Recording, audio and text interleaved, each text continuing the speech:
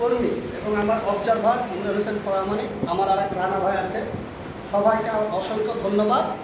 সবাইকে ধন্যবাদ এবং সালাম নমস্কার জানিয়ে এই বিষয়ে আমি বিস্তারিতভাবে দু চারটি কথা আপনারাকে আমাদের যে যতজন বক্তব্য দিয়েছে আপনারা বিষয়বস্তুগুলো সব ক্লিয়ারে বুঝতে পেরেছেন।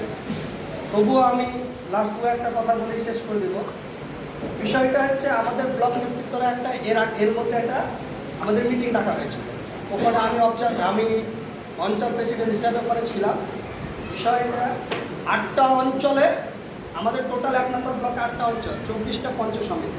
সর্বোপরি আমি যে বিষয়টাই বেশি মানে ব্রেন লাগাতে চাইছি, আপনাদেরকে বলবো যে বিষয়টাতে আমরাকে সব থেকে পাখির চোখ করে দাঁড়াতে হবে, সেটা হচ্ছে পদসভা।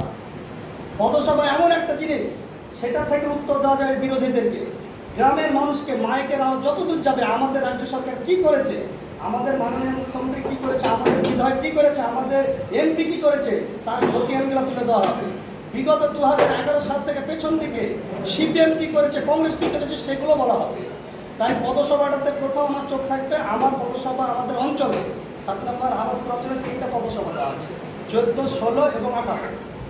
14, 16, 18 3টা ভাগ হচ্ছে। একটা আমাদের যে পদসভাটা হচ্ছে ডিয়ার দালবেচার পর থেকে সাহেবনগরে স্থান করা আছে, সাহেবনগর ওখানে একটা পদসভা হবে 14 তারিখে। টাইম টেবিলটা আপনার ওই হাবাসপুর গ্রুপে ইভেন্ট প্রত্যেকটা মেম্বারের এবং বুথ সভাপতির হোয়াটসঅ্যাপ আমরা দিয়ে দিব, তারা আপনাদেরকে সবাইকে জানিয়ে দেবে টাইম। আশা করি টাইমটা 4টা টু 6টা হবে, মানে আমরা মার্কেট নামাজের আগে পদসভাগুলো সব শেষ করে দেবো, এরকম একটা ভাবনা চিন্তা আছে। ওটা হচ্ছে 14 তারিখে আসামপাড়া ত্রিমোহনী মোড়, এই পঞ্চায়েত সমিতি যেখানে আমাদের কিসমত কবির দাঁড়িয়েছিল, এই পদসভা যেটা মনসুর পাস করে আছে বর্তমানে। এটা হচ্ছে বেলিয়াশ্যামপুর, 2 বেলিয়াশ্যামপুর, কিকরপাড়া, আসামপাড়া, জালগাছে, এটা নিয়ে এই পদসভাটা হবে এই জায়গাতে।